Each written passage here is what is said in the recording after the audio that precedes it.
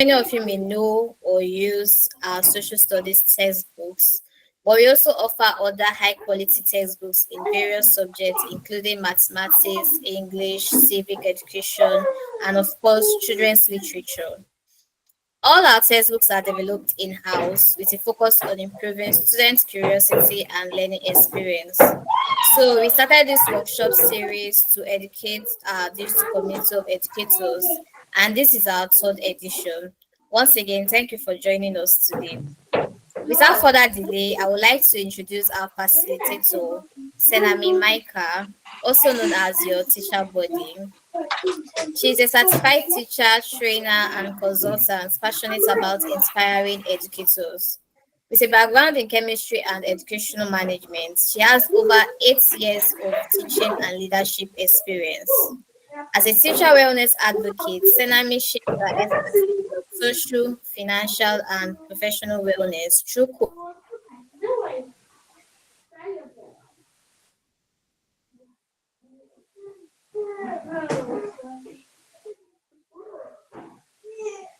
coaching, speaking, and social media. She founded the Teacher Branding Coaching Program where she has coached over 50 teachers. So before she comes up, let's please make use of our emojis in the comment box. There will also be a poll at the end of the section, and the first three responses will be rewarded as well. There will also be a Q&A section where you can ask all of your questions.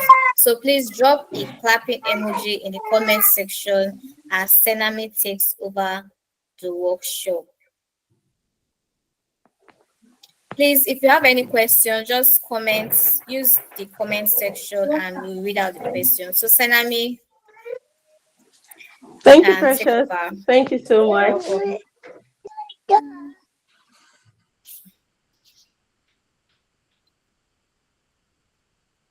Okay, happy World Teachers Day to our exceptional teachers. Thank you so much for taking our time to be here. And of course, today is just a day to celebrate ourselves as teachers because we are doing a great job in shaping the lives of the young ones of the next generation, right? So that means that what we do in our little space, which is our classroom, can positively impact the children in our care. And the goal is to positively impact them, right?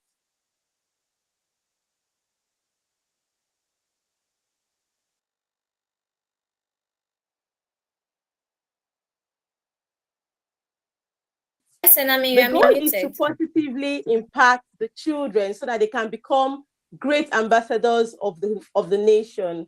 So in spite of all that is happening in the country, we should continue to, of course, give our best. So today we're going to be discussing a very important topic because I'm really tired of hearing teachers say, I don't have time for myself. I don't have time for my family. I don't have time for any other thing just because I teach. So today we're going to be learning how to make our wellness or our well-being a priority and how to improve or learn how to actually include self-care to the things that we do every day. So I'm going to be sharing my screen now.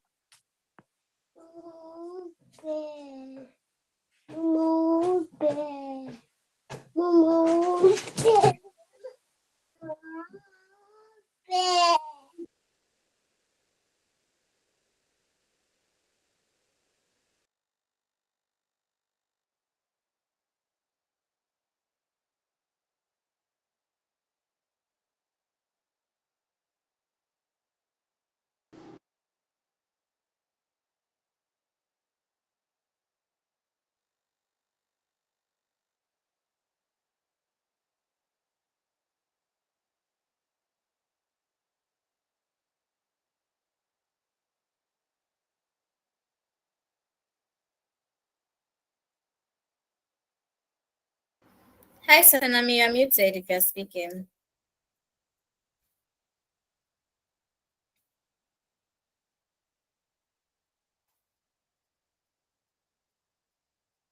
Sorry, my mic was muted.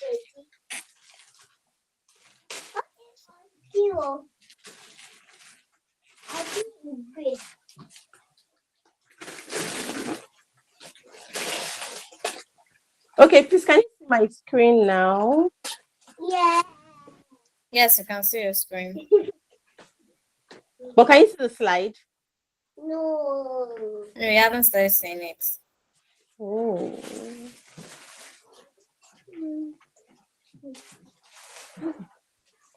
Can you share the slides with me so I present and then you just have to read out? Okay, I guess we are good to go. So today we're going to be discussing teacher wellness or teacher well-being. So wellness and well-being means the same thing, and self-care. Okay, I guess you can see the slide and you can hear me clearly now. Yes, you can. Okay, so before I continue, I think the first thing I want to ask us is what comes to your mind when you hear the word well-being? So when we say teacher well-being, because we hear it all the time, well-being, self-care, well-being, self-care. What exactly is well-being or self-care, or do they mean the same thing? So I want us to, Miss Precious, would we be able to share some comments? Yes, I can. So anyone that has a response, please just drop in the comments box and I'll Please go read into the out. comment box and share your thoughts. So what comes to your mind when you hear wellness or well-being and self-care? Do you think well-being and self-care are the same thing? What comes to your mind? What do you think this is about? So please, let's quickly share before we get into why we are here.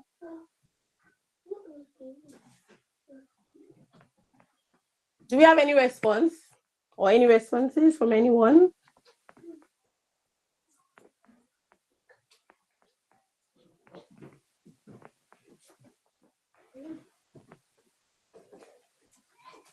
Any response yet? Miss Precious, are you there? I am. Okay, yeah. We have from Ojo Adebayo. He said well-being is kind of different from self-care. Okay. Oh, but he didn't tell us what the difference is. Okay, it's kind of different. Yes, any other response? Yes, you can explain further, Mr. Ojo. Thank you, Mr. Ojo, for the response.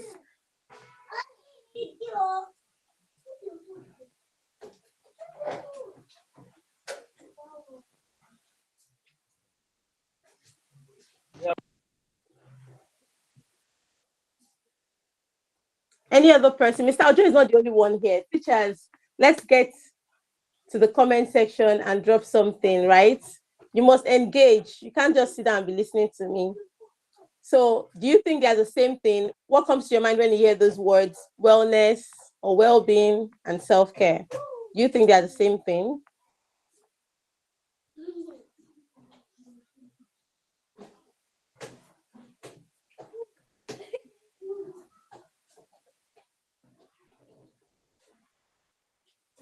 Miss Onyinye is saying that it's similar. Okay. Can you explain further? Okay. So they both said it's kind of the same thing. So I think we can move now, right? Can.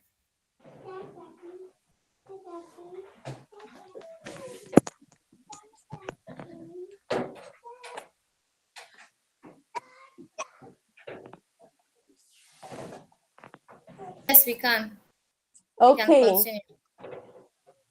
Now, as we go on, we're going to get to learn if they are the same thing or they are different. So I'm going to ask again, and then you tell me. So first of all, I want to start with this fact.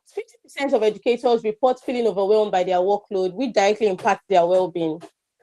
And I think this is something that is really, really common with teachers. Today, we are not here to dwell on the challenges. Of course, I'll start with that. We are here to dwell on how we can improve our well-being and ways we can incorporate self-care into our daily routine.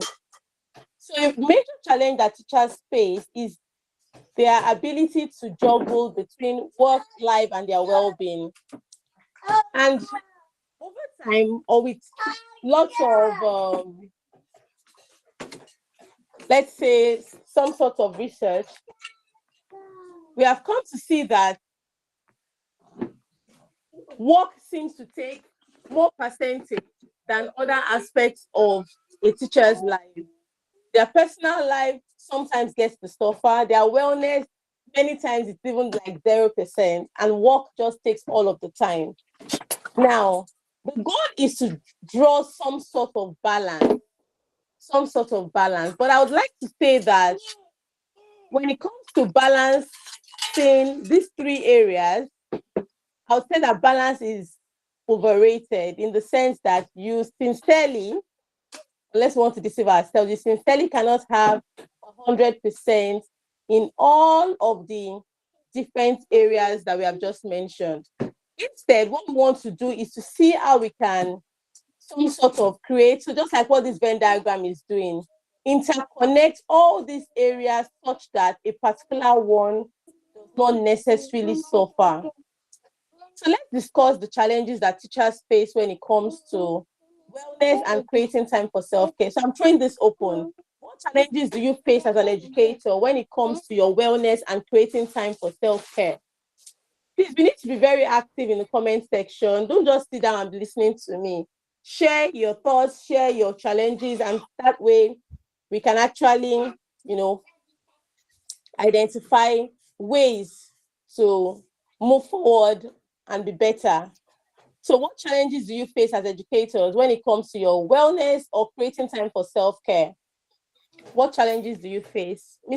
Precious, please can you check the comments box to Yes. see if we have responses?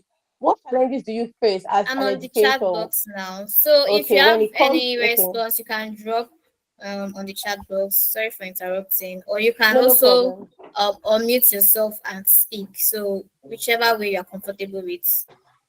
Let's have our Okay, responses, please. so you can unmute yourself or you can drop a comment. When it comes to your wellness and incorporating self-care activities, what challenges do you face?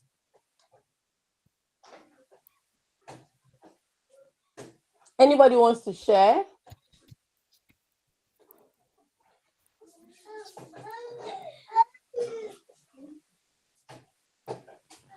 Yes, we have Mike Thomas.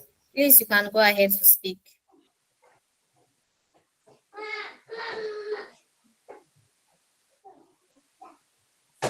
Hello, Mike. You can go ahead to speak. You can unmute yourself.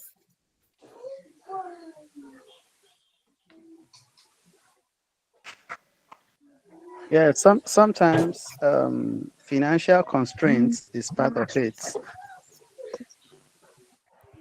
Okay, what do you mean by financial constraint? Do you want to be specific?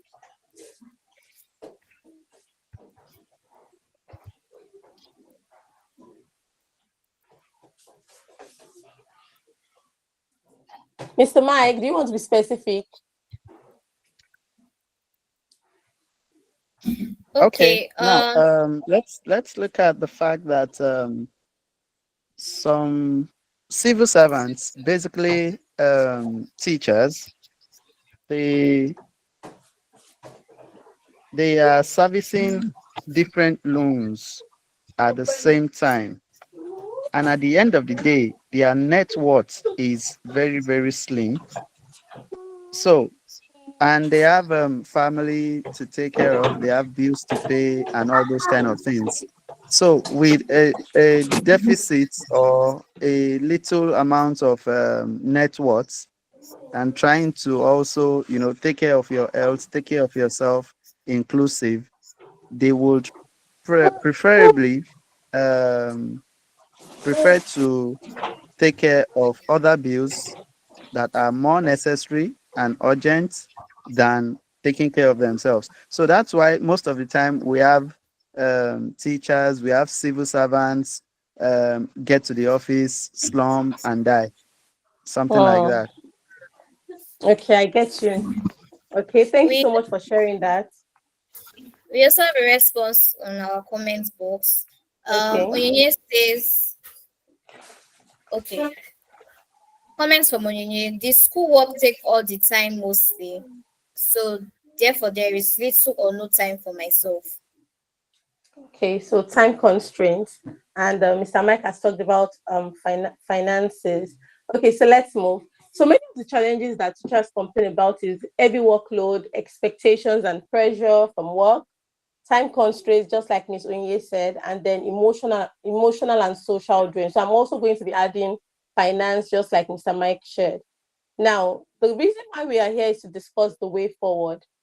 Now, the first thing I want to actually say is that I understand the perspective of Mr. Mike when it comes to money, in the sense that because you're servicing many loans, you sometimes have to overwork yourself to pay those loans, one.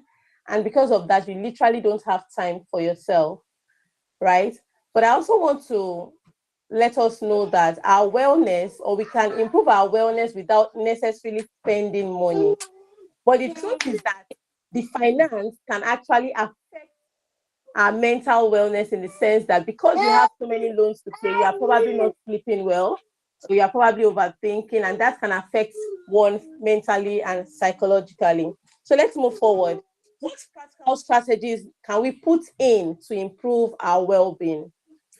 Now, our well-being, okay, I think this is the point where I would talk about the difference between wellness or your well-being and self-care.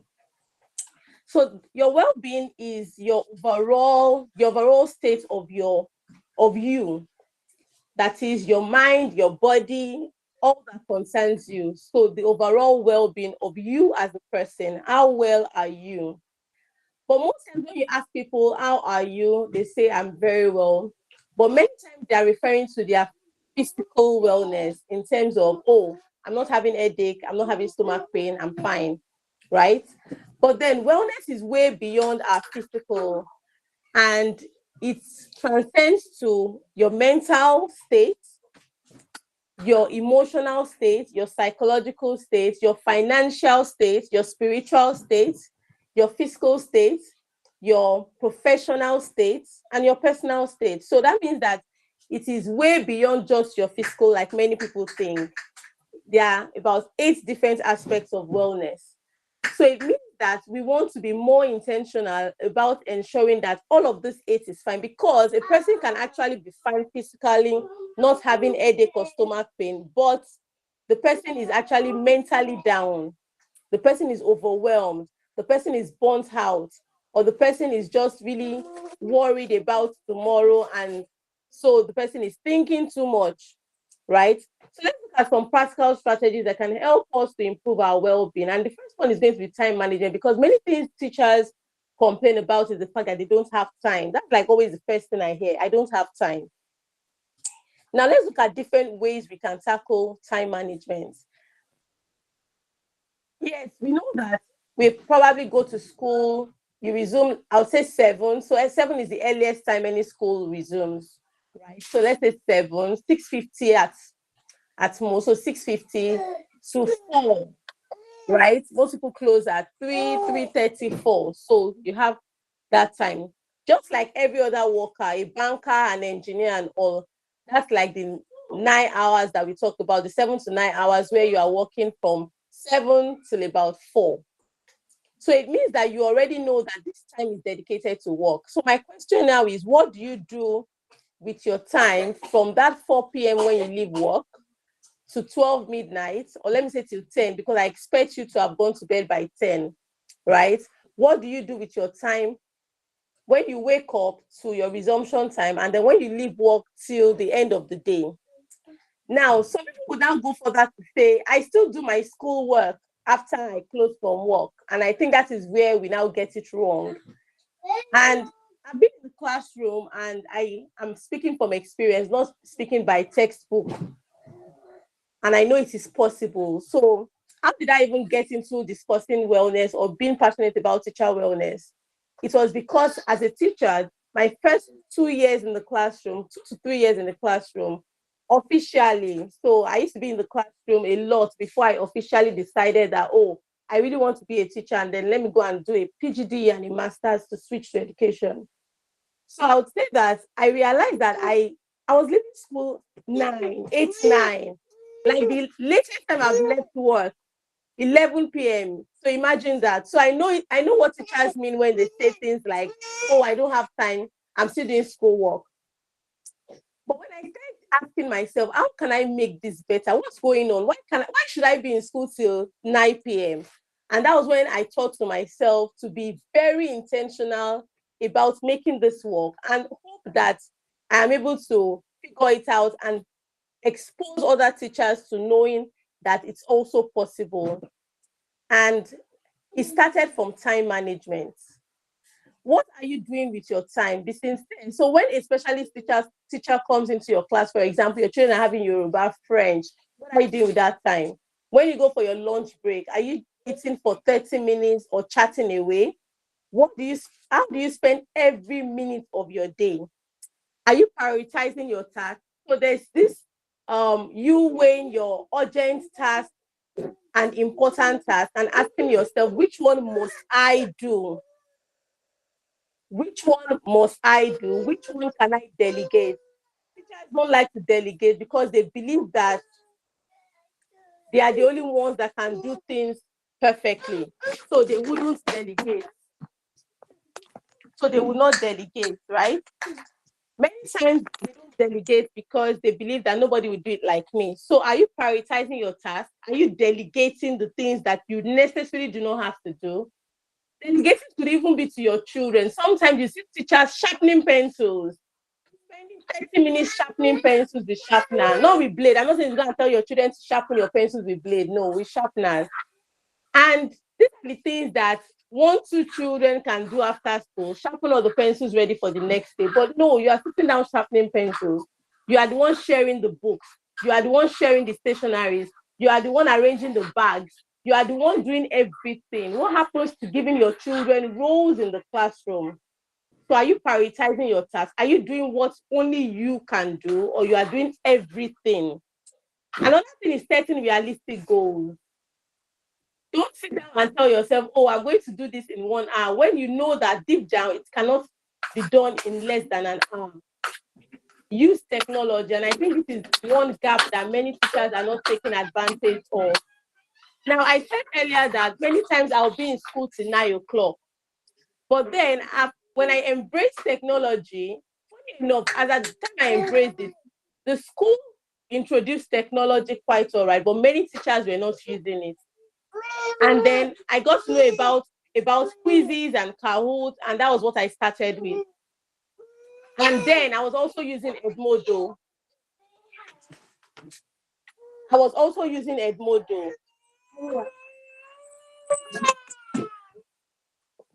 And then I was also using Edmodo. And what I'll do is to actually send the task for the next week to my children on a Friday. So they already know everything they are learning the following week. That's number one. Number two, I would send the assignments as quizzes. And that reduced me grading books. I know people will start rolling their eyes now to say, my school, they will not allow it. So yes, my school was not doing it. But luckily, I had my director's daughter in my class, and she saw what was happening, and she loved it. Why? Because the children of this generation are so into technology that they actually don't want to carry books. And so she found out that her daughter was so excited to do her assignments and read up on the resources that I had sent. And she was shocked. And then that was how she made it compulsory for all the teachers to also do that. And that saved a lot of time, because one of the things I was doing in school till 9 was to grade books. Now, in cases where technology is not really a thing in your school, then you want to start thinking of, what do I need to grade? What kind of assignments am I giving? Are you just giving assignments for the sake of giving assignments, or you are giving assignments to test knowledge? Because I'm wondering why you would give a child 50 sums to do to know if the child knows how to add or not. The child doesn't need to do 50 sums to know how to add, right? However, if the child does about 6 to 10 every day, then yes, the child will master that concept. But the child sitting down to do 50 in a day does not necessarily help the child. Instead, I see that as punishment. So what type of assignments are you giving? Now, we also have time blocking. We have scheduling and planning. Time blocking is simply looking at your schedule and telling yourself, I'm blocking this 1 hour for myself. I am blocking this 30 minutes for myself. I'm not going to accept anything that comes between this time and this time, because it is for me. Now, one thing I always have teachers tell me is that, Miss Precious, can you still hear me? Yes, I can. Okay, I think one thing I would always have teachers say is that all of these things you are saying is not easy, it's not possible. Yes, I know it's not going to happen overnight. Like I said, it started by doing it one at a time. But over time, I became that teacher that would leave school at exactly 4:30 as I began to embrace this one by one. I didn't master it in 1 year. I mastered it after 5 years, right? So it's something that you can start with, and then gradually you would see that things will change. So let's quickly move to what comes to your mind when you think of self-care. Now, I've talked about time management, but as we go, I'm going to talk more about setting boundaries and prioritizing self-care. So I want us to go into self-care, which is one of the major things we are here to talk about. Now, like I said earlier, I said your wellness has to do with all that concerns you as a person. Now, what's the difference between your well-being and self-care? Self-care has to do with some intentional activities that you do to improve your wellness. So it means that, for example, oh, I want to improve my physical wellness. Okay, I'll start drinking 5 bottles of water every day. I'll make sure I take 8 glasses of water every day. I'll make sure I take so liter of water every day. Taking that water is a self-care activity, but guess what? It is improving your wellness. So that means that the activities you do are called self-care activities, while at the end of the day, it improves your wellness. So we'll go more into some self-care activities, but let's move to ways we can create a self-care routine, which is a major reason why we are here. And I would like us to, take note of this. Now, for those people that joined along the line, I want to remind us that after this session, there's going to be a poll where whoever gets the answer right will get a gift. A gift, yes. So please make sure you are following and paying attention. I'm giving you expo now.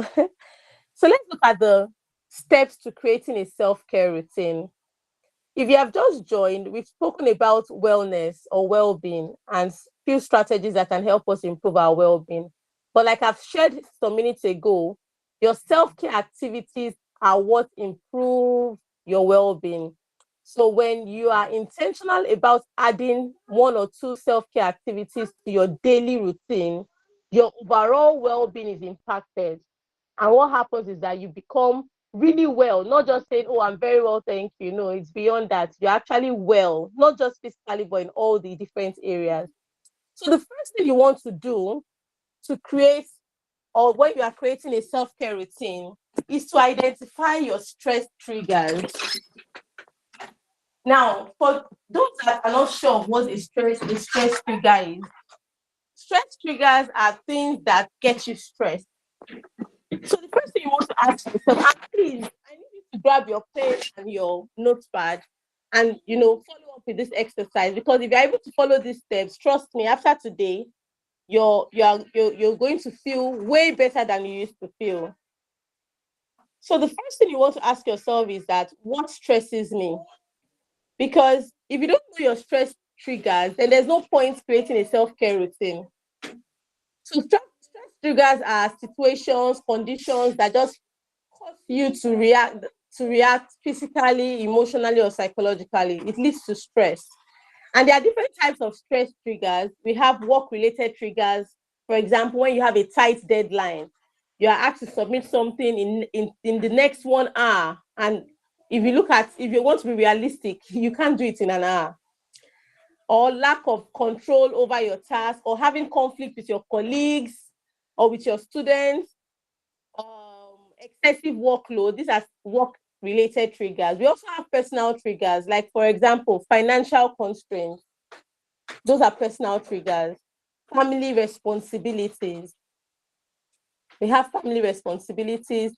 We have, for example, maybe illness or transitioning. For example, you used to be single, now you are married, and people don't realize, but do you know that these transitions affect people, like literally affect them?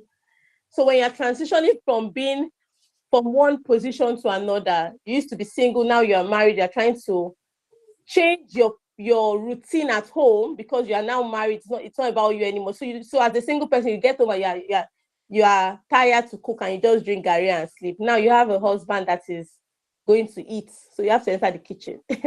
Or, oh, you were married but no kids. Now you now have kids. The things have changed. You're not just thinking of you and your husband anymore. You're not thinking of you, your husband, and 1, 2, 3, 4, 5 children. All of these things can actually trigger you. So many times when people say, oh, I'm stressed, they always conclude that it is work. But you know that some people's stress is not actually work, it's actually personal issues. We also have environmental triggers. For example, overcrowded spaces. Some people cannot just function when they are in a place that has too many people, and so they cannot achieve so much at work because they are probably sharing that space with like 10 people. Unlike if they were alone in an office, some people it affects them. So you need to identify what triggers you, what stresses you out, or is it your emotional or mental triggers? So you're a perfectionist, or you're afraid of failing, or you are someone that talks down yourself when you don't do something right, negative self-talk, right? Or you are just overwhelmed by responsibilities. All these things can cause triggers. And then, of course, we have health triggers like lack of sleep.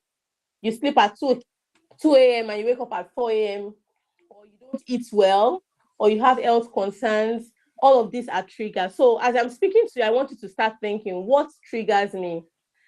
That time where a child says something and you scream at the child, when you look back, is it actually that child that made you scream, or you already had something that was weighing you down? Many times you already have triggers that are just waiting for, 1 or 2 people to just say something and then it just sparks. So you need to identify your stress triggers. So I'm sure that by now we have all done that. If you are still with me, please go into the comment section and say, I'm with you, I'm with you, I'm with you.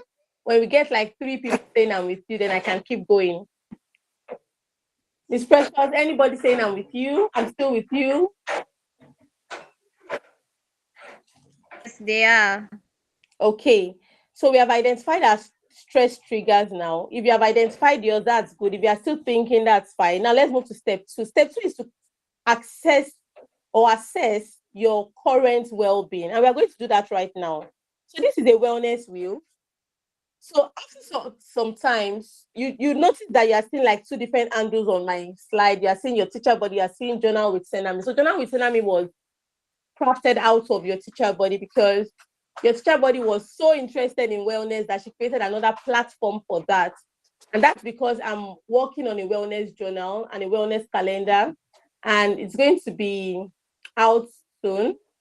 So that page is just to help, focus on that so that you can actually just know that there's somewhere I can go to just learn how to be well and how to improve on my wellness. So this was designed or is a product of your teacher, your journal with Senami. And what this does is to just help you assess your wellness. So we are going to do this right now. So you do it on your notepad. We have 8 different areas here, but of course you can edit. When I say edit, I believe that this whole thing is not a one size fits all. So if you think that, oh, this is not a priority for me, instead this is a priority, you can always remove and add yours. But we have 8 areas there. So I'm going to start with personal. So when I say your personal wellness, and I want you to rate yourself as we go. So you have to rate yourself from 1 to 10, 10 being the highest. How are you doing when it comes to your personal life? Do you have time for your hobbies?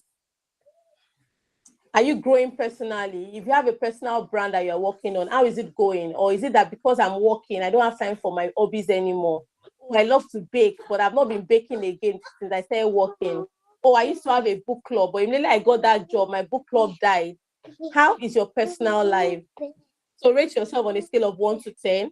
Once you have done that, let's move to mental. Mental. So your mental state. Your mental state, how are you doing mentally and emotionally? How are you doing mentally and emotionally when you are alone, when you are thinking, what's running through your mind? Are you fine when it comes to your thoughts in your mind? Or are you worried, or are you crying inside? Or so where are you emotionally or mentally? Are you fine? So rate yourself on a scale of 1 to 10. Let's move to physical. We have exercise, sleep, and eating. So when it comes to exercise, teachers don't even want to hear that, because the person they will ask you that, where's the time to go to the gym? But you don't really have to go to the gym to exercise. As little as telling yourself, when I wake up every morning, I'm going to stretch for 10 minutes. That's fine. Oh, I'm going to walk for 15 minutes after work. That's fine. Or I'm going to just stay in my compound and skip 100 skips every day. That's fine. So you don't necessarily have to go to gym to exercise, because the reason why we're exercising is just to stay fit. So you just want to move. Oh, I already move a lot in the school. Why do I need to exercise again? The moving a lot in the school is not an intentional one. Exercise needs you to be intentional. So I'm not going to call that exercise. So we have physical. Where are you? Are you sleeping well? Do you sleep enough? So rate yourself on a scale of 1 to 10. Now let's move to career. When it comes to your career, where are you? Now, on that career, don't say, oh, because I close at 9 o'clock or I close at 6 o'clock, then that's a 10 over 10. No, that's not a 10 over 10.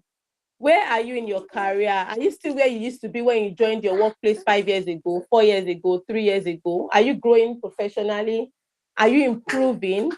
If you got into the school with an NCE, have you tried to see if you can step up to become a graduate?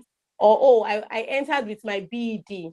Oh, let me step up to go and get a master's degree. Oh, I didn't even study education. I studied chemistry, but I've been teaching for 10 years now. Have you thought of going to get a PGD? Where are you when it comes to your career? Rate yourself. Let's go to finance. What's your finances like? Are you gaining the income that you want to gain? Are you so you have your dream income, and be realistic. Oh, don't let's deceive ourselves. Be very realistic. So what can I do to increase my income? Oh, I teach and I earn ABC. What can I do to increase my income? Right now, I know many teachers that earn close over 500,000 just by doing online lessons after school. They sit in the comfort of their homes and they are teaching children online. Have you explored that? The only way you can explore it is if you have exposed yourself to online teaching.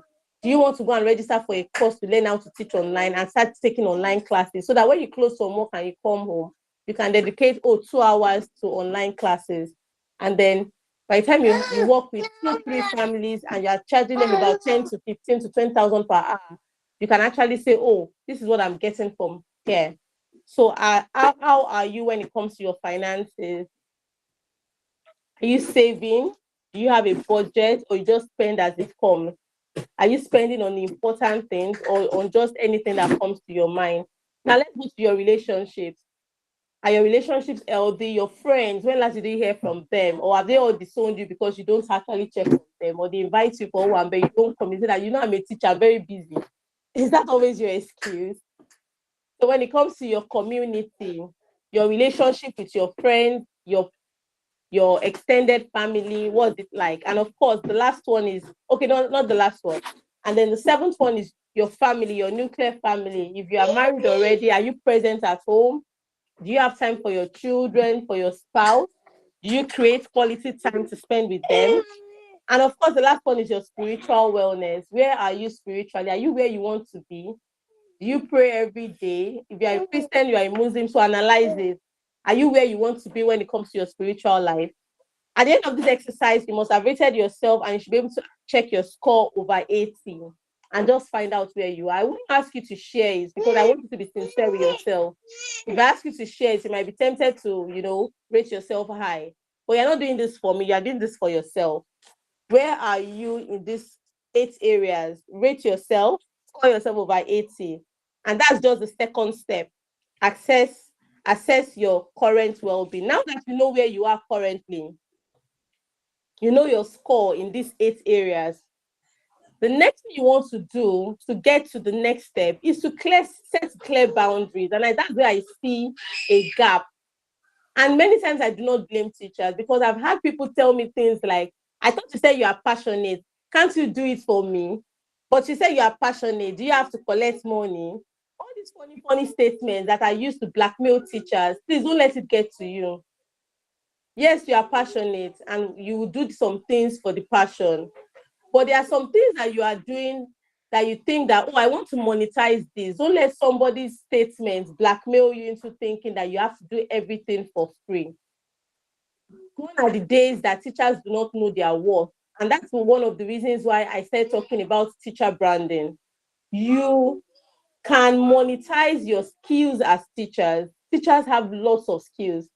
As little as classroom, this I know a teacher that she, by the side, she helps schools to design their windows. She will just put borders with sugar paper, make colorful flowers and designs. And I know how much she charges per window.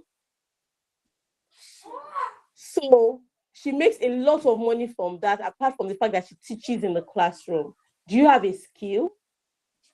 Do you have a skill? Are you great at speaking? Do you want to take up speaking engagements? Are you great at doing this MC thing where you are you and one of the ways to even find out your skills is to ask yourself, what are the things that many teachers in my school ask me to do for them?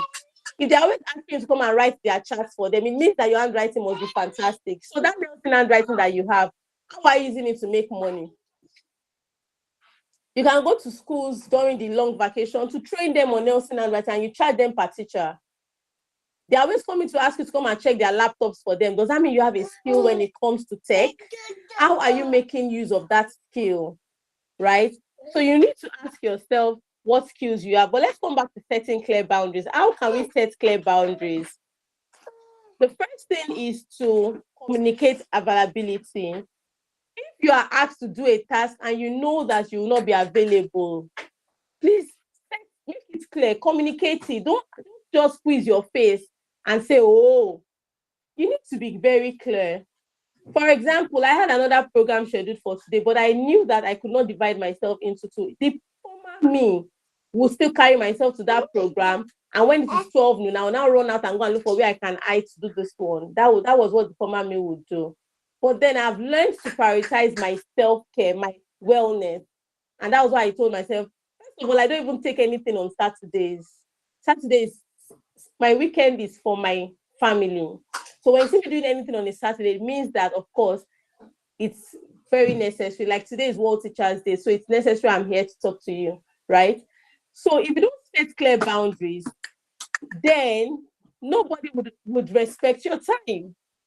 Then when they are thinking of, who can we tell to come to school on Saturday, you are the one they will call because you don't know how to say, oh, Saturday is for my family. What do you want me to come and do? Is this something that is urgent? Oh, it's not urgent. I can always do it on Monday. Then I can't come. And it's not saying it in a rude way. It's just making it clear. Manage expectations. When someone is asking to do something for 1 hour and you know it cannot be done for 1 hour, speak out and say, I think the time you are giving me is too short. Can I submit it tomorrow instead? Can I submit it by this instead? You're telling me to do something at 4 o'clock. I'm on my way home. Can I submit it tomorrow? Because I'm on my way home already. So I can't do it again today. And I don't do work at home. So you need to, and if you don't communicate this thing, nobody will know. But of course, I also want to say that you must have shown integrity over time for people to respect your boundaries. If you are a lazy teacher and you are trying to set boundaries, it will not work because every time you try to say no or tell them a reason why ABC cannot happen, they will just say, oh, she's even lazy now. So what do you expect? But if you're an hardworking teacher and you have proven yourself over time, people will respect your time. When I decided to start leaving work at 4:30, it was because I'd worked there for about 3 years and everybody knows that Mrs. Micah is very hard work. She does not joke with her job. So when I said 4:30 on the dot, I'm leaving the school. When they want to plan a meeting, so I already know that our meetings are on Friday. So of course, Friday was excluded. And then I picked another day where I just do this finishing touching in my class. That was a Thursday. And then that day I go home like 6. But Monday to Wednesday, 4:30, I'm out of the building. So if you want to fix a meeting by on Tuesday at 4:30, you find them coming to ask me, Ms. Micah, please, this meeting is important. I know you always go by 4:30. So it has been communicated. You want to communicate your boundaries. If you don't communicate it, it will not happen. And of course, always take time to, just have a digital detox where you just tell yourself, oh, my phone, I'm just going to put down my phone and think, because this old phone scrolling can steal your time so much. But then let's move to the third one, which is the next one, which is create a personalized self-care plan. So you have identified your stress triggers, you know where you are currently when it comes to your well-being, you've been able to set clear boundaries. The next thing you want to do is to create a personalized self-care plan. And how can you create a personalized self-care plan? By realizing that self-care is not necessarily going for a spa date, going for a massage. And that's why many people don't even think about it, because they say, oh, I don't have money for self-care. No, as little as taking a 5 minutes rest, as little as telling yourself, let me take a stroll and not just think about anything, as little as telling yourself, oh, let me have a movie date this Friday night, as little as telling yourself, I'm going to switch off my phone, I'll put my phone on airplane mode, and I'll put my phone on silent and just focus on being present.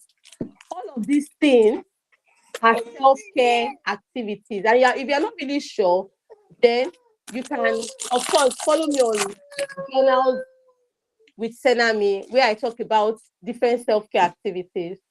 Now that you have told yourself, oh, I have a self-care plan now. It's one thing to have a plan, it's another thing to practice it. You want to schedule time for self-care.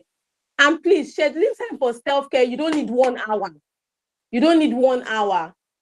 5 minutes, 10 minutes, 15 minutes can go a long way. And then on some days, oh, I want to watch a movie. This movie is for 1 hour, 30 minutes. So today I'm going to schedule 1 hour, 30 minutes. A Friday night will be great. A Saturday afternoon will be great to just watch a movie.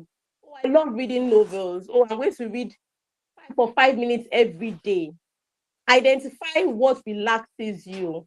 Like I said earlier, self-care activities, what is self-care to me might not be self-care to another person. For example, if you find me creating something on Canva, it relaxes me. It makes me feel recharged. I enjoy doing it. But you know that if you tell another person to create something on Canva or create a flyer or poster, they are stressed by doing it. So that means that what is self-care for me might not be self-care for you. So don't copy another person and say, ah, she's always running every evening, means I'll start running. What if running is going to stress you out, then why do you want to run because she's running? Do what works for you. Ask yourself, what makes me feel relaxed? Some people, cooking makes them feel relaxed. Then cook. If that is what is self-care to you. Some people eating, oh my God, when they are eating like this, they feel like they're in heaven. Then eat, right? Do what works for you. Do what recharges and relaxes you. And then, of course, start small. After today, you can go back to your drawing board and say, oh, she said we should be doing self-care activities every day. Every day, I'm going to be watching movies for 1 hour, 30 minutes. You succeed the first day, you succeed the second day, and then the third day, you say, oh, God, I can't do this again. You don't have to get it overnight. Start small. Start with the little things. Oh, I'm going to make sure I stay hydrated today. So I'm going to set my alarm and take water every 1 hour, every 2 hours. That's self-care. Oh, I'm going to go to the salon to go and make my hair today. That's self-care, to look better. Oh, I'm just going to stay at home today and, just lie down and not do anything. That's fine. So start small and be consistent. And of course, very important, reflect and adjust regularly. At the end of every day, I always advise teachers to do a reflection, because that's another way to even know if you're overwhelmed or burnt out. How did my day go? Was I screaming in the class today? Why was I screaming?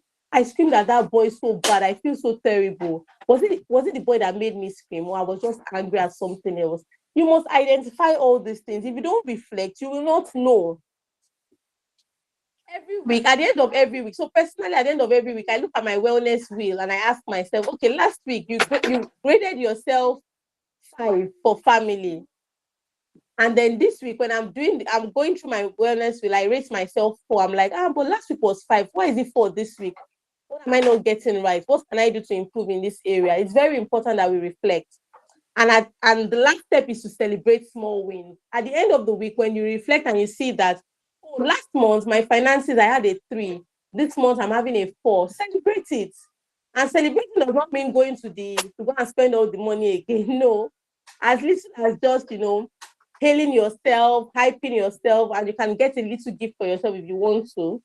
That's fine. Celebrate your wins. As little as improving in an area of your wellness is a win. As little as having a child that could not write well last week and is writing better this week, it is a win. That child that was struggling with a particular concept last week, and then this week the child has gotten it. It is a win. Celebrate every win. All of these things improve your wellness as a person.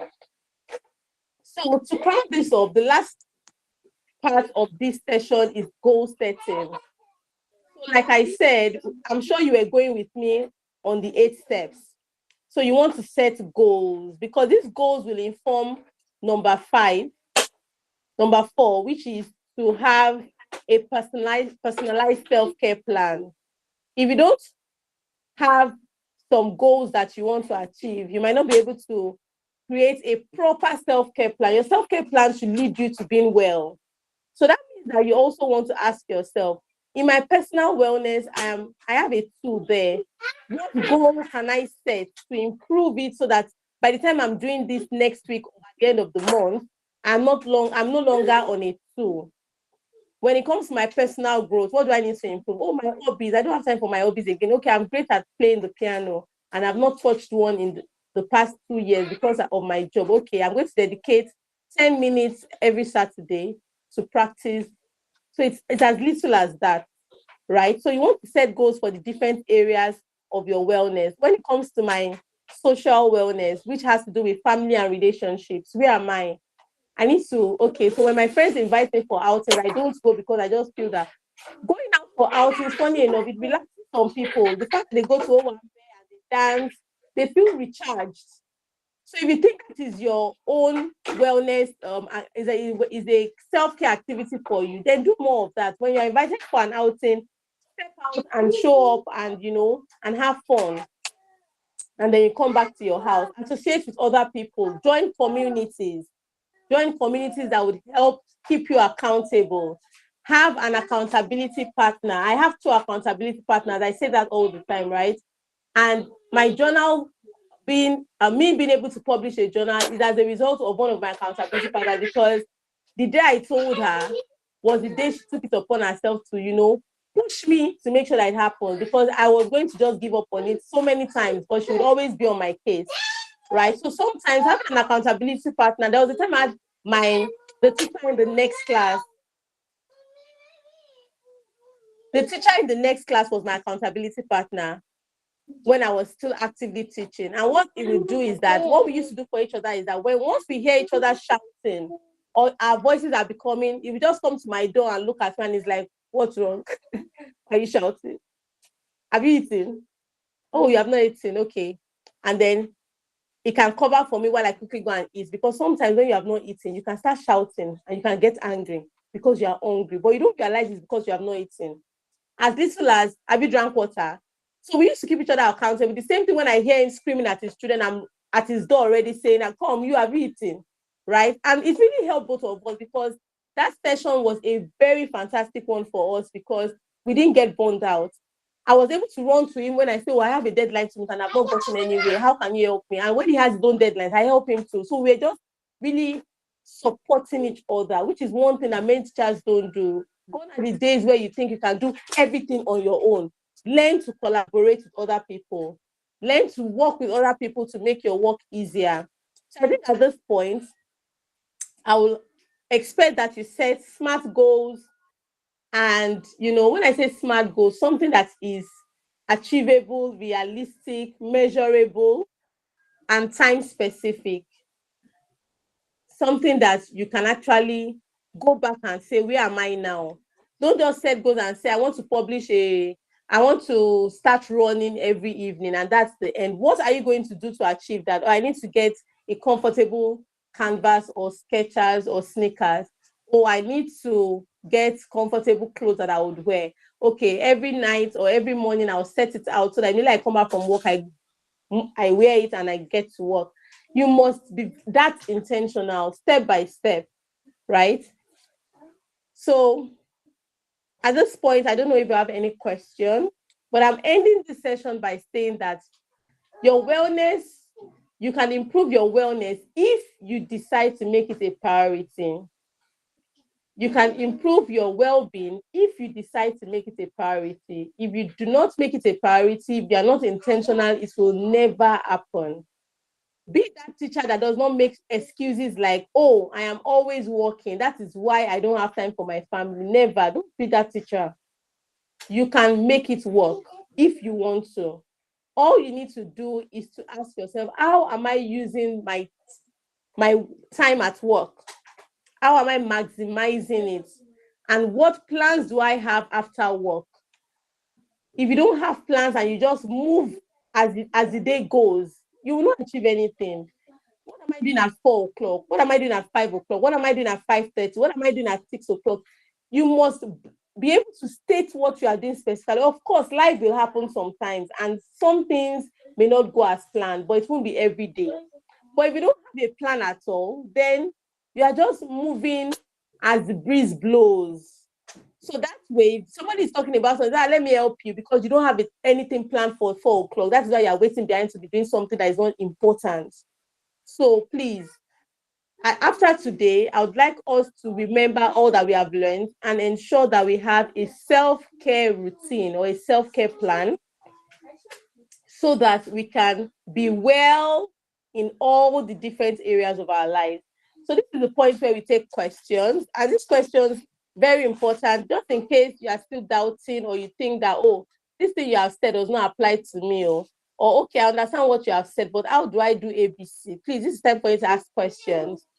You can ask questions, you can share your thoughts. The floor is open. Miss Precious, are you still there? Yes, I am. Thank you so much for this beautiful session. Please, if you have questions, you can unmute yourself or you can drop on the comment box, whichever works for you.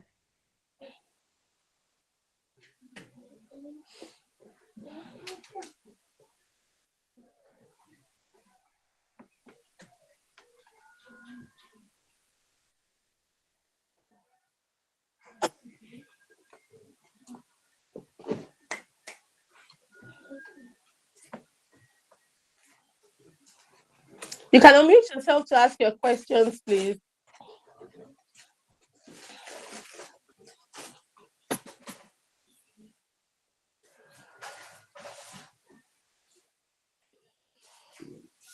Are we there? Okay, seems we don't have questions, but we have people thanking you for a beautiful session. Miss Rita is saying, "Thank you so much, Ma, for this session. It's really an eye opener to so many things."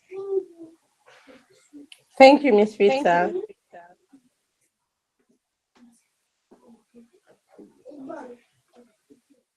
And Mr. Gift says he loves the slide. Thank you, Mr. Gift. Sunshine School. I'm seeing your hand is raised.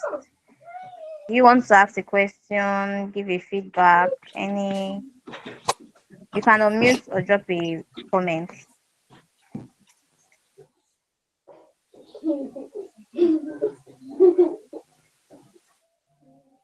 Oh, Mr. Ojo is asking. You said something about.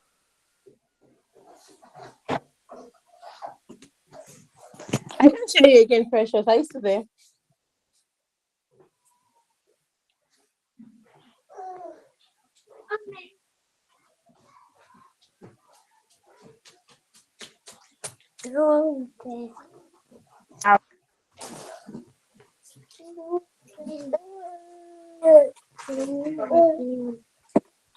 Miss Precious, I didn't hear you. Can you please say that again? Oh, you didn't hear me. I said Yes. Mr. Ojo is asking.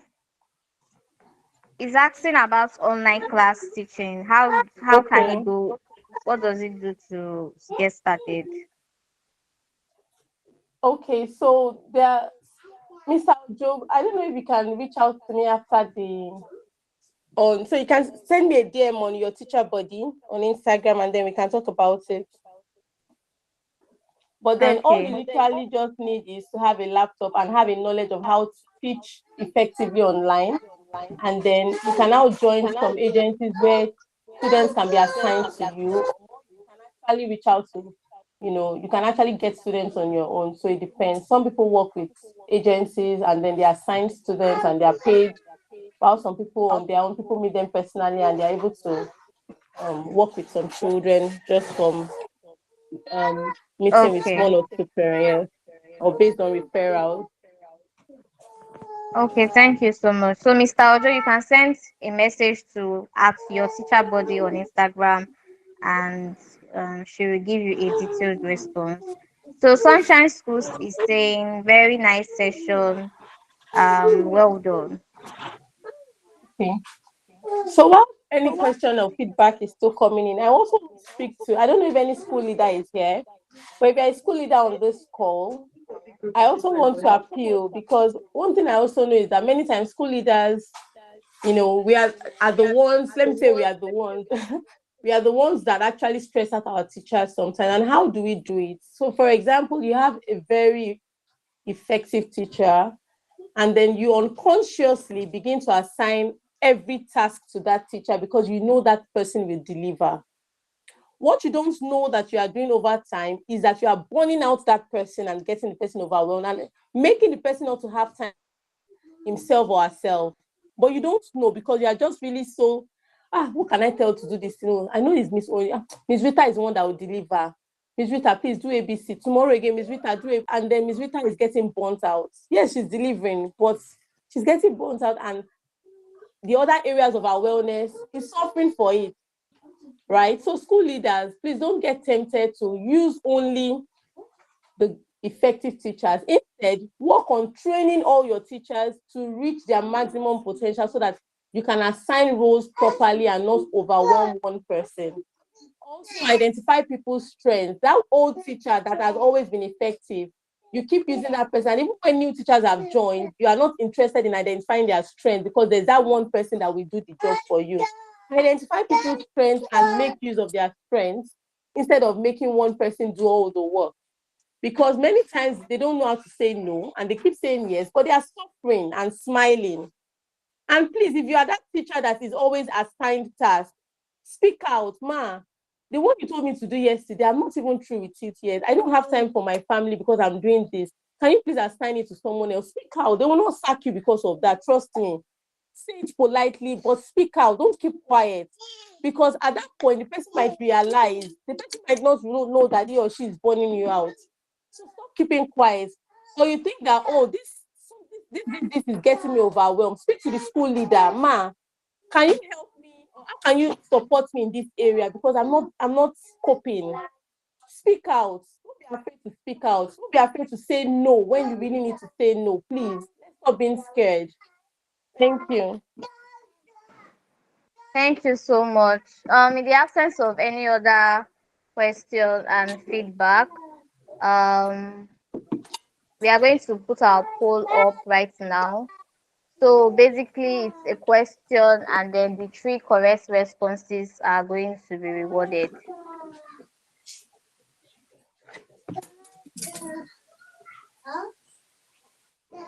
I know we've learned so much from Mrs. Senami this morning. I mean this afternoon. So just okay, our poll is up, so we can take it very quickly. I would want to round this up in the next 2 minutes. I'm also learning from Mrs. Senami, and I don't want to waste our time.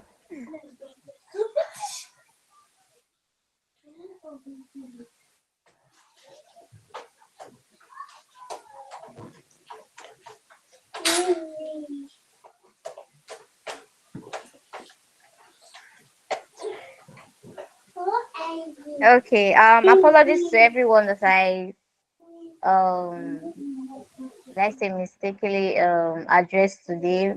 Mr. Adebayo, Miss Rita.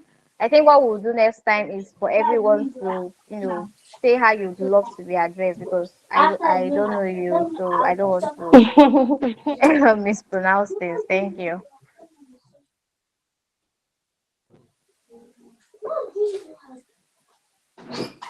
Okay, I think our poll has been up for like 2 minutes, and I'm sure the participants would have responded. If you've not responded to our poll, let me know before we go.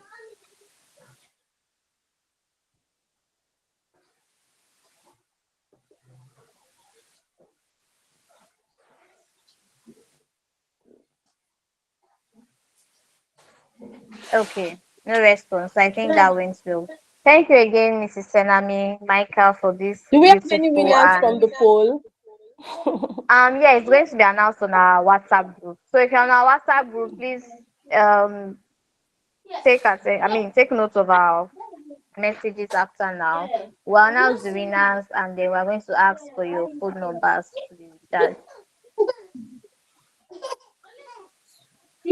Oh, this is saying Okay. there's no vote, so I don't think any of us has voted on our poll.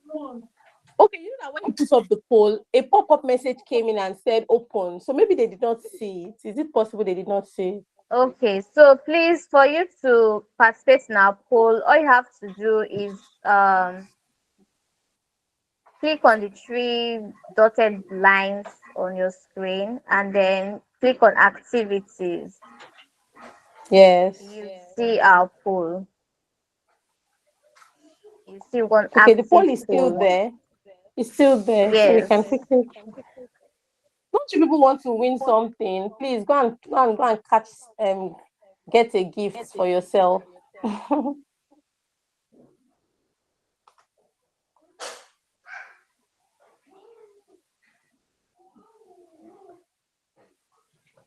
So all you need to do is to pick your correct answer and click on vote.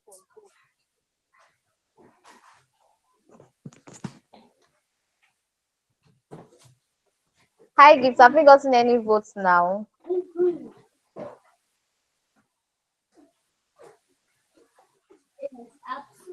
Okay, we've gotten 4. Okay, that's Okay, the speaker has voted. Thank you so much. Okay, so the 3 correct responses are you are going to get airtime.